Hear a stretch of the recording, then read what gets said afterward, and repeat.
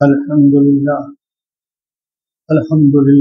نحمده ونستعينه ونستغفره ونؤمن به ونتوكل عليه ونعوذ بالله من شرور أنفسنا ومن سيئات أعمالنا من يهده الله فلا مضل له ومن يضلل فلا هادي له وأشهد أن لا إله إلا الله وحده لا شريك له وأشهد أن محمدا عبده ورسوله أرسله بالحق بشيرا ونذيرا وداعيا إلى الله بإذنه وسراجا منيرا أما بعد فقد قال النبي صلى الله عليه وسلم فإن خير الحديث كتاب الله وخير الهدي هدي محمد صلى الله عليه وسلم وشر الأمور محدثاتها وكل محدثة بدعة وكل بدعة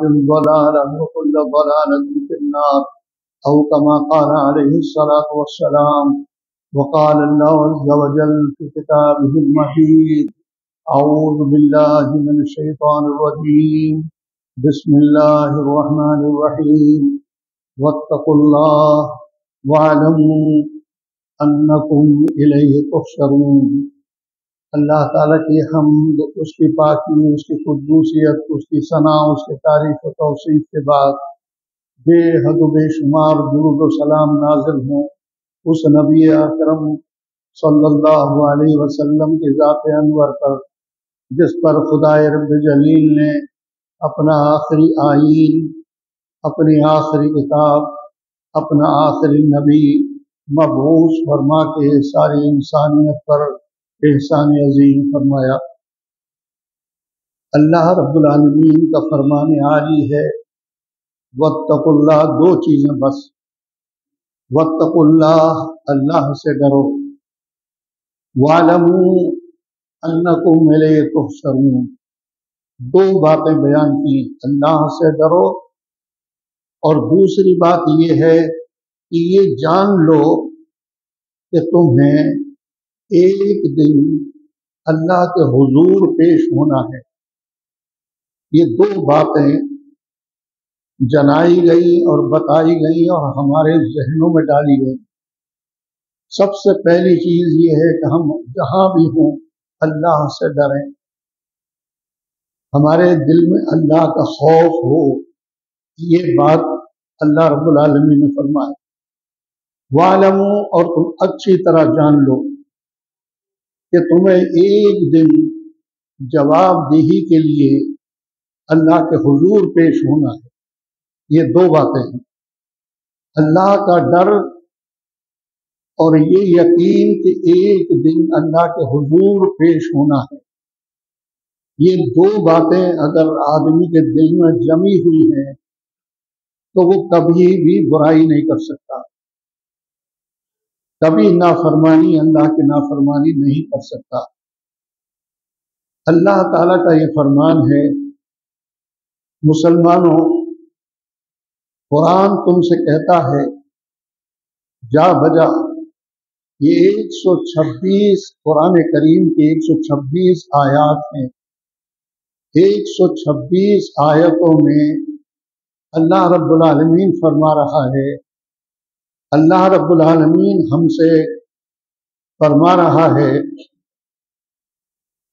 کہ قرآن کریم تم سے 126 جگہ 126 آیتوں میں فرما رہا ہے کہ میں نصیحت کی کتاب ہوں. یہ جان رکھو، میں نصیحت کی کتاب ہوں، میں ہدایت کی کتاب ہوں. مجھے اللہ تعالیٰ نے انسانوں کی ہدایت کے لیے، انسانوں کی رہبری کے لیے، انسانوں کی اصلاح کے لیے بھیجا ہے. قرآن 126 آیتوں میں ارشاد فرماتا ہے، مجھے پڑھو اور مجھے سمجھو اور مجھے سنو اور مجھ پر عمل کرو. میں تمہیں جنت کی گارنٹی دیتا ہوں، میں تم سے جنت کا وعدہ کرتا ہوں. اللہ کے نبی صلی اللہ علیہ وسلم نے حجۃ الوداع کے موقع پر وہ آپ کا آخری حج اور آخری خطبہ تھا، وہ جو خطبہ تھا حجۃ الوداع کا، اس حجۃ الوداع کے خطبے میں اللہ کے رسول صلی اللہ علیہ وسلم نے ارشاد فرمایا، قرآن تمہارا امام ہے، قرآن تمہارا امام ہے، علم تمہاری منزل ہے، اتحاد تمہاری طاقت ہے، اور تجارت تمہارا پیشہ ہے۔ یہ چاروں چیزیں مسلمانوں سے غائب ہیں، یہ چاروں چیزیں مسلمانوں کے پاس، مسلمانوں میں نہیں پائی جاتی۔ مسلمانوں کا امام قرآن نہیں، مسلمانوں کے بے شمار امام ہیں۔ کسی نے کسی چیز کو اپنا امام بنا لیا ہے، اپنا پیشوا، کسی نے کسی کو اپنا امام اور اپنا پیشوا بنا رکھا ہے، کسی نے کسی چیز کو اپنا پیشوا اور اپنا امام بنا رکھا ہے۔ قرآن کو امام ہم نے نہیں بنایا، اور علم کو اپنی منزل ہم نے نہیں بنایا۔ علم ہماری منزل نہیں ہے، بلکہ جہالت ہماری منزل ہے۔ پھر اس کے بعد فرمائے اتحاد، اتحاد تمہاری قوت ہے، تمہاری طاقت ہے، لیکن اتحاد ہم میں ہو نہیں سکتا۔ ہم نے ہندوستان کے 2 شہروں کے نام پر اپنے مذہب کا نام رکھ لیا۔ ہندوستان کے 2 شہروں پر، 2 شہروں کے نام پر ہم نے اپنے مذہب کا نام رکھ لیا۔ کسی نے دیوبندی اپنا نام رکھ لیا، کسی نے بریلوی اپنا نام رکھ لیا۔ 2 شہروں کے نام پر جب تم نے اپنے مذہب کا بٹوارا کر لیا تو اب اتحاد ناممکن ہے۔ اب تم متحد نہیں ہو سکتے، کیونکہ تمہارے مولویوں نے تمہیں بٹوارا کر دیا۔ اتنا حصہ اسلام کا انہیں دے دیا، اتنا حصہ اسلام کا انہیں دے دیا۔ اب اس بٹوارے کے بعد تم کبھی متحد نہیں ہو سکتے، اتحاد تم میں نہیں آ سکتا۔ کیوں؟ اس لیے کہ تم ایک دوسرے کے پیچھے، ایک دوسرے کی مسجد میں نہیں جا سکتے، ایک دوسرے کے پیچھے نماز نہیں پڑھ سکتے، تم ایک دوسرے کو مسلمان نہیں جانتے۔ تمہاری کتابوں میں صاف صاف لکھا ہوا ہے کہ تمام کے تمام دیوبندی یہ مرتدین ہیں، یہ مرتد ہیں، قابل قتل ہیں۔ اب آپ بتاؤ کہ کیسے اتحاد ہوگا؟ دوسرے لوگوں نے اپنی کتابوں میں لکھ دیا یہ شیطانی ٹولہ ہے جو ہم پہ حملہ آور ہوا ہے۔ انہوں نے ایک طبقے کو شیطانی ٹولہ بتایا،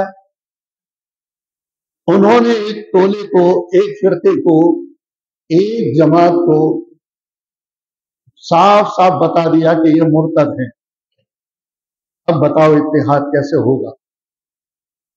اللہ رب العالمین نے فرمایا قرآن تمہارا امام ہوگا، لیکن قرآن ہمارا امام نہیں ہے، جھوٹے ہو تم، مسلمان جھوٹے ہیں۔ اگر وہ یہ کہیں کہ قرآن ہی ہمارا پیشوا ہے، قرآن ہی ہمارا امام ہے، لیکن ہمارا امام قرآن نہیں، ان کے عمل سے یہ ثابت ہو رہا ہے۔ علم ہماری منزل کہاں ہے؟ 70-80% مسلمان یعنی بالکل بیدار نہیں ہے، شعور نام کی کوئی چیز نہیں، بیداری اور سمجھداری نام کی کوئی چیز نہیں۔ اگر جھوٹے زیادہ نظر آئیں گے تو مسلمانوں میں، بے ایمان زیادہ نظر آئیں گے تو مسلمانوں میں۔ بد معاملہ، بد نیت اگر نظر آئیں گے تو سارے مسلمانوں میں، جبکہ یہ مسلمان کی پہچان ہرگز نہیں ہے۔ میں وہ آیات ابھی سنانے والا ہوں جن آیات میں اللہ رب العالمین نے مسلمانوں کی پہچان بیان فرمائی ہے کہ مسلمان کسے کہتے ہیں، مسلمان کو کیسا ہونا چاہیے۔ مسلمان جس کا ایمان مسلم ہو، فرمایا قرآن کہتا ہے کہ انسانوں کی رہبری اور انسانوں کی اصلاح کے لیے مجھے بھیجا گیا ہے، یہ تمہارا امام ہے، یہ تمہارا پیشوا ہے۔ قرآن کہتا ہے مجھے پڑھو، ہم قرآن کو نہیں پڑھتے، بلکہ قرآن کے علاوہ ہم نہ معلوم کس کس کتاب کو اور کن کن کتابوں کو پڑھتے ہیں، اور وہ کتابیں بد عقیدگی سے بھری ہوئی ہیں، بد عقیدگی سے بھری ہوئی ہیں۔ ان کتابوں میں مسلمانوں کو شخصیات سے جوڑنے کی پوری کوشش کی گئی ہے۔ یہ فلاں شخص ہیں، ان کا یہ مقام ہے، دیکھو یہ سید ہیں، دیکھو یہ آل رسول ہیں، دیکھو یہ فلاں ہیں، دیکھو یہ فلاں ہیں۔ تمہیں قرآن سے نہیں جوڑا گیا، بلکہ تمہیں شخصیات سے جوڑا گیا، تمہیں مزاروں سے جوڑا گیا، تمہیں عرسوں سے جوڑا گیا، تمہیں قوالیوں میں پوری طرح سے مست رکھا گیا، قرآن کے ذریعے نہیں۔ لیکن قرآن کیا کہتا ہے وہ میں ابھی بتانے والا ہوں۔ فرمایا ہے اللہ رب العالمین کے رسول صلی اللہ علیہ وسلم نے، اتحاد یعنی قرآن تمہارا امام، علم تمہاری منزل، اتحاد تمہاری طاقت اور تمہاری قوت۔ فرمایا اور تجارت تمہارا پیشہ، تجارت تمہارا پیشہ، اور فرمایا اور اہل بیت تمہارے ایمان کا جز۔ اہل بیت یہ تمہارے ایمان کا جز، تمہاری نمازوں کا جز، تمہاری دعاؤں کا جز۔ تمہاری نمازیں مکمل نہیں ہو سکتی جب تک کہ تم آل رسول پر درود نہ بھیجو۔ تمہاری دعائیں قبول نہیں ہو سکتی، یہ گارنٹی ہے۔ تمہاری کوئی دعا قبول اس وقت تک نہیں ہوگی جب تک کہ تم آل مصطفیٰ، آل رسول صلی اللہ علیہ وسلم پر درود نہ بھیجو۔ کیونکہ قرآن کریم کے 22ویں سپارے میں ارشاد ہے، ان اللہ، بے شک اللہ رب العالمین، و ملائکتہ، اور اس کے فرشتے، اللہ اور اس کے فرشتے، یصلون علی النبی، اللہ اور اس کے فرشتے نبی پر درود بھیجتے ہیں۔ یا ایھا الذین آمنوا، اے ایمان والو، صلو علیہ وسلموا تسلیما، اے ایمان والو تم بھی درود بھیجو اور سلام بھیجو۔ یہ اللہ رب العالمین فرما رہا ہے، اللہ بھیج رہا ہے، اس کے فرشتے بھیج رہے ہیں۔ اے ایمان والو، جب اللہ بھیج رہا ہے، اس کے فرشتے بھیج رہے ہیں، تو تمہیں بھی اس نبی پر درود و سلام بھیجنا ہے۔ تو آپ صلی اللہ علیہ وسلم نے ہمیں بتایا کہ درود کون سا ہے، تو آپ صلی اللہ علیہ وسلم نے فرمایا، اللہم صلی علی محمد وعلی آل محمد کما صلیت علی ابراہیم وعلی آل ابراہیم انک حمید مجید۔ اس درود کے بغیر ہماری نماز مکمل نہیں ہو سکتی، اس درود کے بغیر ہماری کوئی دعا قبول نہیں ہو سکتی۔ لہذا یہ دعا ہمارے لیے دعاؤں کی قبولیت کا بہت بڑا سرٹیفکیٹ ہے۔ لہذا ہمیں 5 چیزیں بتائی گئی، ان 5 چیزوں کی طرف توجہ دو۔ قرآن تمہارا امام ہو، کہو کہ انشاءاللہ ہمارا امام قرآن ہی رہے گا۔ علم ہماری منزل ہو، انشاءاللہ علم ہماری منزل رہے گی۔ یہ علم ہماری منزل رہے گی۔ ہم علم کی خاطر آدھی روٹی کھائیں گے، معمولی کپڑے پہنیں گے اور معمولی گھروں میں رہیں گے، مگر ہم علم حاصل کریں گے اور اپنی اولاد کو علم سے مالا مال کریں گے۔ یعنی ہم جب علم والے ہوں گے تو اقتدار ہمارے ہاتھوں میں ہوگا۔ اور دوسری بات، سب سے بڑی چیز ہے سسٹم۔ حکومت کا سسٹم جو ہے وہ ہمارے ہاتھوں میں ہوگا اگر ہمارے پاس علم ہوگا۔ تیسری بات یہ ہے کہ اتحاد ہماری طاقت۔ ہمیں سنی وہابی سے کوئی مطلب نہیں ہے، ہمیں دیوبندیت اور بریلویت سے کوئی مطلب نہیں ہے، ہمیں اسلام سے مطلب ہے۔ اور اسلام جس نے ہمیں ہمارے ہاتھوں میں دیا اس ذات سے مطلب ہے۔ جس نے اسلام ہمیں دیا، جس نے قرآن ہمیں دیا، جس نے یہ قبلہ ہمیں عطا فرمایا، جس نے قرآن کی تفسیر اپنے عمل اور کردار کے ذریعے ہمیں عطا فرمائی، وہ ہمارا امام ہے۔ لہذا سب سے بڑی چیز، اس کے بعد تجارت کو اپنا پیشہ بنانا ہے۔ یہ 4 چیزیں محمد رسول اللہ صلی اللہ علیہ وسلم نے ارشاد فرمائی۔ 5ویں چیز آپ صلی اللہ علیہ وسلم نے حجۃ الوداع کے خطبے کے بعد، یہ آخری حج کے بعد، اپنی وفات سے 1.5 مہینہ پہلے اللہ کے رسول صلی اللہ علیہ وسلم نے ہمیں وصیت فرمائی تھی۔ اس وصیت میں یہی ہے کہ اہل بیت تمہارے ایمان کا جز ہے۔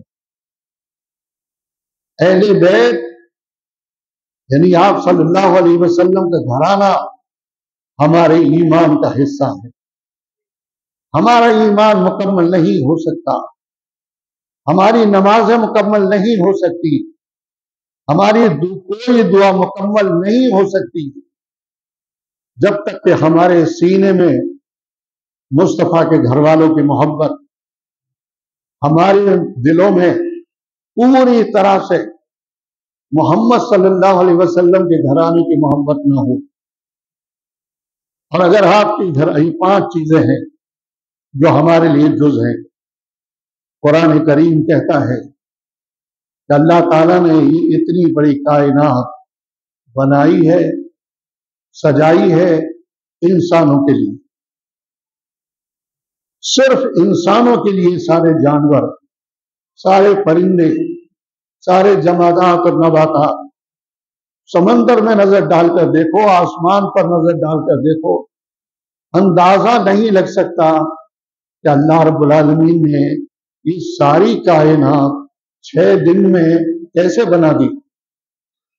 فی 6 ایام، 6 دنوں میں اللہ رب العالمین نے، اور تفصیل سے بتایا، ہم نے شنیچر کے دن یہ بنایا، ہم نے اتوار کے دن یہ بنایا، ہم نے پیر کے دن یہ بنایا، منگل کے دن یہ بنایا، ہم نے بدھ کے دن یہ بنایا، ہم نے جمعرات کے دن یہ بنایا، اور جمعہ کے دن۔ اللہ کے رسول صلی اللہ علیہ وسلم نے اس کو تفصیل سے ہمیں بتا دیا، ہمیں بتا گئے۔ لہذا فی 6 ایام، 6 دنوں میں اللہ نے اتنی بڑی کائنات بنا دی۔ ثم استوى علی العرش، پہلے اللہ کا عرش یعنی پانی پر تھا، پھر اللہ رب العالمین نے کائنات بنائی، اور 7ویں آسمان پر ثم استوى علی العرش، اللہ رب العالمین اپنی کرسی پر متمکن ہوا اپنی شان کے لائے جیسا کہ اس کی شان ہے۔ پھر اللہ رب العالمین نے فرمایا ان فی ذلک لآیات لقوم یعقلون، اس کائنات میں بے شمار نشانیاں ہیں، اس کائنات میں بے شمار نشانیاں ہیں عقل مندوں کے لیے، سمجھداروں کے لیے، میری وحدانیت کی نشانیاں، میری الوہیت کی نشانیاں، میری خالقیت اور مالکیت کی نشانیاں، میری حاکمیت کی نشانیاں موجود ہیں عقل مندوں کے لیے۔ جو عقل مند ہے وہ ایک پتے میں اللہ کی نشانی دیکھ سکتے ہیں، وہ ایک درخت میں اللہ کی نشانی دیکھ سکتے ہیں، لہذا معمولی ایک چونٹی میں اللہ کی نشانیاں دیکھ سکتے ہیں۔ اللہ رب العالمین نے فرمایا یا ایھا الذین آمنوا ارکعوا واسجدوا واعبدوا ربکم وافعلوا الخیر لعلکم تفلحون۔ اللہ فرماتا ہے اے ایمان والو، اللہ ایمان والوں سے خطاب فرماتا ہے، فرمایا رکوع کرو اور سجدہ کرو، آمنوا ارکعوا واسجدوا واعبدوا ربکم، اور اپنے رب کی بندگی کرو، وافعلوا الخیر، اور نیک کام کرو۔ اسی سے توقع ہے، امید ہے کہ تم اپنے مقصد میں یعنی جنت کے حصول میں کامیاب ہو جاؤ گے۔ تمہیں رکوع کرنا ہے، تمہیں سجدہ کرنا ہے، تمہیں اللہ کی بندگی کرنی ہے، اور تمہیں نیک کام کرنے ہیں۔ نیکی کرو، اس کا اجر پاؤ گے، یہ اللہ رب العالمین نے اس آیت پاک میں ارشاد فرمایا۔ پھر فرمایا وجاہدوا فی اللہ حق جہادی۔ اس ایک آیت میں جو 70ویں سپارے کے بالکل آخر میں ہے، اس ایک آیت میں اللہ رب العالمین نے 5 باتیں بیان فرمائی ہیں، ذرا غور سے سنو۔ وجاہدوا فی اللہ حق جہادی، اور تم اللہ کے دین کو حاصل کرنے، اللہ کے دین کو سمجھنے اور اللہ کے دین کو پانے اور اللہ کے دین کو سیکھنے کے لیے جد و جہد کرو، کوشش کرو۔ بنا جد و جہد کے کچھ نہیں ملتا۔ زندگی کا دوسرا نام ہی لڑنا ہے، زندگی کا نام لڑنا، جد و جہد، سنگھرش۔ انسان جب سے پیدا ہوتا ہے سنگھرش کرتا رہتا ہے، جد و جہد کرتا رہتا ہے، لڑتا رہتا ہے، اولاد کے لیے، پھر اس کے لیے، پھر اس کے لیے، پھر اقتدار کے لیے، سب چیز کے لیے۔ اللہ فرما رہا ہے هو اجتباکم، کیونکہ اللہ رب العالمین نے تمہیں ایمان کی دولت دے کر اپنے دین کو سمجھنے اور اپنے دین پر عمل کرنے اور اپنے دین کو یعنی اللہ کے دین کو، اللہ کے آئین کو، اللہ کی کتاب کو اللہ کے بندوں تک پہنچانے کے لیے چن لیا ہے۔ یہ اللہ فرما رہا ہے۔ اللہ تعالیٰ نے ایمان کی دولت دے کر اور اسلام جیسی نعمت عطا فرمائی ہے، اسلام جیسی دولت دے کر تمہیں اللہ رب العالمین نے اپنے کام کے لیے چنا ہے۔ تمہاری زندگی کا مالک اللہ ہے، تمہاری ضروریات کو پورا کرنے والا اللہ ہے، لیکن تمہیں اللہ کا کام کرنا ہے، اور اللہ کا کام یہ ہے ان تنصروا اللہ ینصرکم ویثبت اقدامکم۔ اگر تم اللہ کی مدد کرو گے یعنی اللہ کے دین پر عمل کرو گے اور اللہ کے دین کو اللہ کے بندوں تک پہنچانے کی جد و جہد اور کوشش کرو گے، اس میں اپنا وقت لگاؤ گے، تو اللہ تمہیں یقیناً جنت کا وارث بنا دے گا۔ وما جعل علیکم فی الدین من حرج، اتنی خوبصورت بات اللہ نے بیان فرمائی ہے۔ اور اللہ تعالیٰ نے جو تمہیں دین دیا ہے، اللہ تعالیٰ نے تمہیں جو دین دیا ہے، دین ان الدین عند اللہ الاسلام، دین یہ اللہ کا دین اللہ کا پسندیدہ دین ہے۔ اللہ تعالیٰ نے وَرَضِيتُ لَكُمُ الْإِسْلَامَ دِينًا، اللہ تعالیٰ نے دین کی شکل میں اسلام تمہارے لیے پسند کیا ہے۔ یہ اسلام اللہ کا پسندیدہ دین ہے، یہ اسلام اللہ کا پسندیدہ دین ہے، اور یہ تمہارے پاس ہے، یہ تمہارے غیروں کے پاس نہیں ہے۔ یہ اچھی طرح سمجھ لو، وہ صرف شخصیات کی پوجا کرتے ہیں، تم خدا کی پوجا کرتے ہیں۔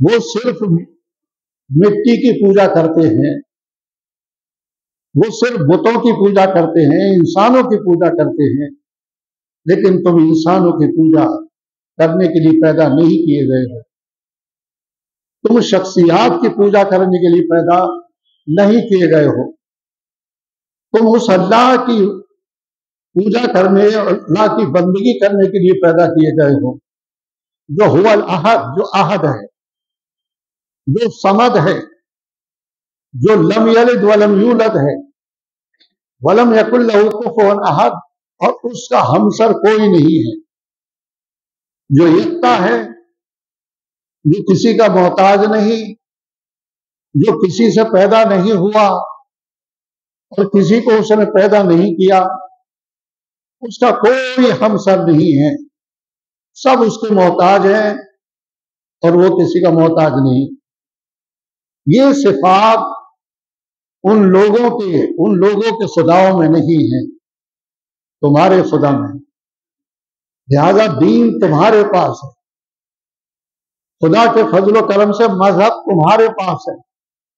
دنیا میں کسی قوم کے پاس مذہب نہیں ہے، دھرم نہیں ہے، وہ دھرم کے نام پر پاگل ہیں، لیکن سب ادھرمی ہیں، کسی کے پاس دھرم نہیں ہے۔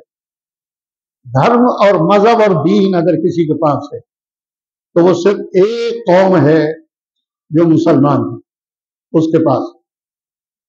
فرمایا جو دین تمہیں اللہ نے دیا ہے اس میں کوئی تنگی نہیں رکھی ہے، کوئی کجی نہیں ہے، کوئی ٹیڑھ نہیں ہے، کوئی ناقابل حل معمہ نہیں ہے، وہ اعتقاد میں سہل ہے اور عمل میں بہت آسان ہے۔ اگر عمل کی نیت ہو تو بہت آسان ہے اس پر عمل کرنا۔ ملت ابیکم ابراہیم، یہ نصیحت، قائم ہو جاؤ اپنے باپ ابراہیم کی ملت پر، تمہیں ابراہیم کی ملت پر قائم ہونا ہے۔ هو سماکم المسلمین من قبل وفی ھذا، اس نے پہلے بھی تمہارا نام مسلم رکھا، اور وفی ھذا، اور اس قرآن میں بھی تمہارا نام مسلم ہے، تمہارا نام مسلمان ہے۔ اللہ تعالیٰ نے پہلے بھی تمام انبیاء اور تمام انبیاء کے ماننے والوں کا نام مسلمان رکھا، اس قرآن میں بھی تمہارا یہی نام ہے، مسلمان، لہذا مسلمان بننے کی کوشش کرو۔ ہندوستان کے 2 شہروں کے نام پر اپنے مذہبوں کو بانٹ لینے والوں، کاش تم مسلمان ہوتے، کاش تمہارا امام قرآن ہوتا، علم تمہاری میراث اور تمہاری منزل ہوتی، کاش تمہارا امام قرآن ہوتا۔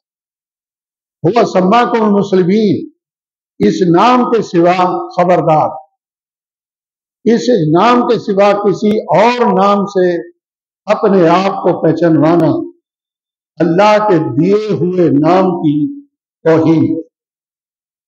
اس نام کے سوا کسی اور نام سے اپنے آپ کو پہچانوانا اللہ کے دیے ہوئے نام کی توہین ہے، لہذا ہم مسلمان ہیں، اور ایک امتی ہونے کے ناطے، محمد صلی اللہ علیہ وسلم کا امتی ہونے کے ناطے ہم محمدی ہیں، ہم مسلمان ہیں کیونکہ ہمارا مذہب اسلام ہے، ہم محمد صلی اللہ علیہ وسلم کے امتی ہیں، اس لیے ہم محمدی ہیں، لہذا محمدیت ہمارا ایمان ہے، اسلام ہمارا مذہب ہے، ہمارا دین ہے، لیکن محمدیت یہ ہمارا ایمان ہے، یہ ہماری عقیدت ہے، یہ ہمارے لیے سب سے پیارا نام ہے۔ اس نام سے پیارا نام مجھے پوری دنیا میں کوئی لا کر دکھائے، اس سے پیارا نام کوئی اور نام ہو سکتا ہے؟ پھر اتنے پیارے نام کو چھوڑ کر دوسرے ناموں سے اپنے آپ کو جو پہچانواتے ہو تو یہی تمہاری بربادی کی دلیل ہے سب سے بڑی۔ لیکون الرسول شہیدا علیکم، اگر تم اپنے آپ کو مسلمان کہلاتے رہے تو قیامت کے دن رسول تم پر گواہی دیں گے۔ لیکون الرسول شہیدا علیکم، تو اللہ کا رسول تمہاری گواہی دے گا۔ وَتَكُونُوا شُهَدَاءَ عَلَى النَّاسِ، اور تم لوگوں کے گواہ بنو گے، تم ان امتیوں کے اور ان امتیوں کے نبیوں کی جو تم گواہی دو گے، لہذا تمہارا گواہ اللہ کا رسول ہوگا، اللہ کا رسول تمہارا گواہ ہوگا، لیکن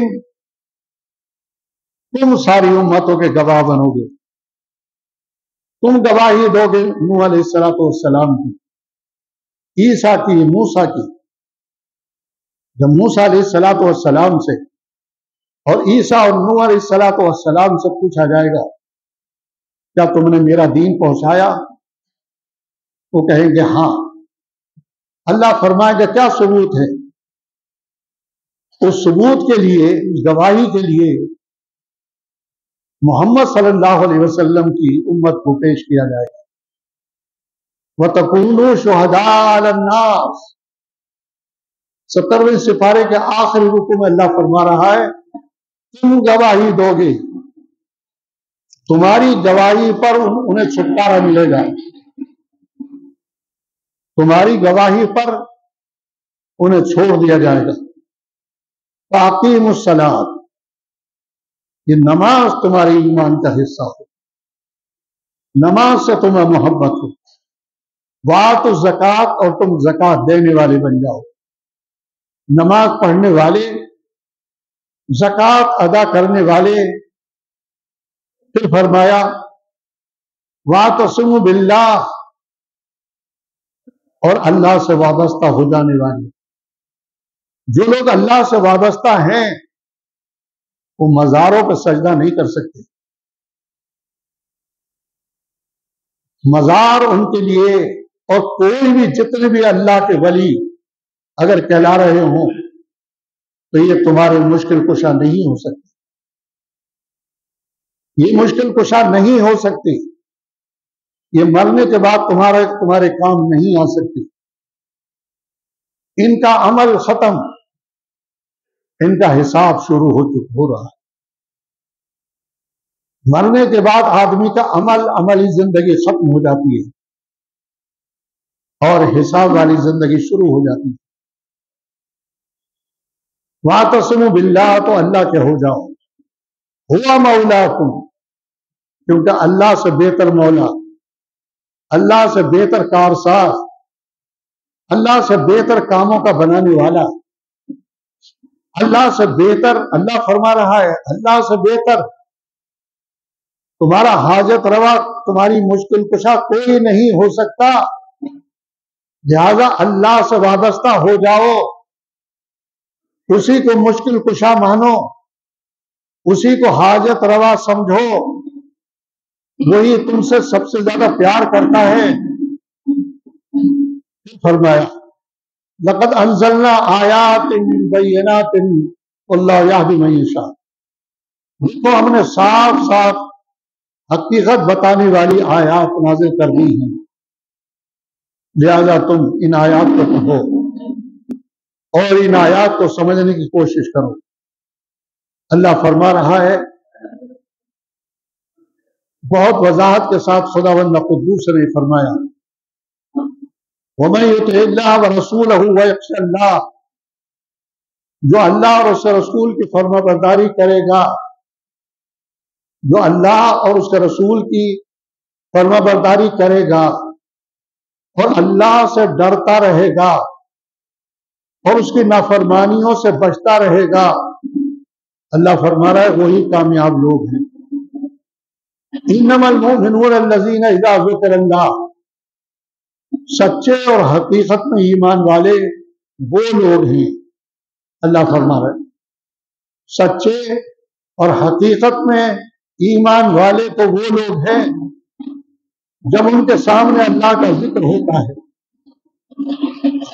جب ان کے سامنے اللہ کا ذکر ہوتا ہے تو لرز جاتے ہیں، اور جب قرآن کی آیات پڑھی جاتی ہیں تو ان کا ایمان اور مضبوط ہو جاتا ہے۔ لہذا تمہاری ایمان کی مضبوطی کے لیے اللہ کا کلام ہے، اللہ کی مقدس ترین کتاب ہے، بس تم فرقوں سے اور فرقہ واریت سے بچو، فرقہ واریت سے اپنے آپ کو بچاؤ اور متحد ہو جاؤ، فرقہ واریت سے بچو اور متحد ہو جاؤ اور اللہ کے دین کو سمجھو، قرآن کریم سے جڑو، قرآن کریم ہی تمہاری نجات کے لیے کافی ہے، اور تمہاری زندگیوں کو بنانے کے لیے قرآن سے بہتر اور کوئی کتاب نہیں ہو سکتی۔ لہذا قرآن کریم کو پڑھو اور ترجمے سے پڑھو۔ اور تیسری بات جو میں بتانا چاہتا ہوں، اپنی اپنی نمازوں کو اچھی طرح یاد کرنے کی کوشش کرو ترجمے کے ساتھ۔ اگر ترجمے کے ساتھ تم اپنی نمازوں کو پڑھو گے، یعنی ترجمے کے ساتھ دعائے قنوت کا ترجمہ ہو، التحیات کا ترجمہ ہو، درود پاک کا ترجمہ تمہیں معلوم ہو، اگر تمہاری نماز میں جو کچھ پڑھا جاتا ہے تمہیں اس کا ترجمہ معلوم ہے تو خدا کی قسم تمہیں نماز میں مزہ آ جائے گا، اور ایسا لگے گا کہ میں اللہ سے باتیں کر رہا ہوں اور اللہ سے کچھ کہہ رہا ہوں اور اللہ سے کچھ مانگ رہا ہوں اور اللہ میری سن رہا ہے، میں اسے سنا رہا ہوں اور وہ میری سن بھی رہا ہے، مزہ آ جائے گا۔ ہر شخص اپنے اوپر یہ واجب کر لے کہ مجھے آج سے ہی اس کا ترجمہ یاد کرنا ہے، مزہ آ جائے گا۔ کیونکہ دعائے قنوت جو وتر میں پڑھی جاتی ہے، قنوت نازلہ نہیں جو ابھی جمعہ کی نماز کے بعد پڑھی جائے گی، وہ قنوت نازلہ ہے، وہ پوری طرح سے بد دعا کی جا رہی ہے، فلسطینیوں کے لیے دعا کی جا رہی ہے، یہود و نصارہ کے لیے بد دعا کی جا رہی ہے۔ یہ 26 جملے ہیں، ان 26 جملوں پر تمہیں آمین آمین کہنا ہے۔ آمین کا مطلب یہ ہے کہ اللہ اس جملے کو قبول فرما، اے اللہ اس جملے کو قبول فرما، اے اللہ اس بد دعا کو قبول فرما، فلسطینیوں اور غزہ کے ایمان والوں کے لیے اس دعا کو قبول فرما، اور ہماری بد دعا کو یہود و نصارہ کے لیے قبول فرما۔ یہ 26 جملے ہیں، ان پر تمہیں ہر جملے پر آمین کہنا ہے۔ اس کا مطلب کیا ہے؟ آمین یعنی اے اللہ قبول فرما، اے اللہ اس جملے کو بھی قبول فرما، اے اللہ اس جملے کو بھی قبول فرما۔ یہ یاد رکھو۔ دوسری بات یاد رکھو کہ ترجمہ ہمیں سیکھنا ہے۔ جب دعائے قنوت کا ترجمہ، وقت زیادہ ہو گیا نہیں تو میں تمہیں دعائے قنوت کا ترجمہ اور ساری نماز کا ترجمہ سناتا اور بتاتا، تو تمہیں مزہ آ جائے گا۔ دعائے قنوت جو ہے وہ اقرار ہے، وہ اللہ سے ایک عہد ہے جو تم آخر میں عشاء کی نماز پڑھ کے دعائے قنوت میں وطر میں پڑھ کے جاتے ہو، وہ تمہیں معلوم نہیں، وہ 18 ایسی چیزیں ایسی باتیں ہیں جن کا تم اقرار کر کے جاتے ہو، اللہ سے وعدہ کر کے جاتے ہو، لیکن مسجد سے نکلنے کے بعد ترجمہ نہ جاننے کی وجہ سے تمہیں وہ اقرار یاد نہیں رہتا۔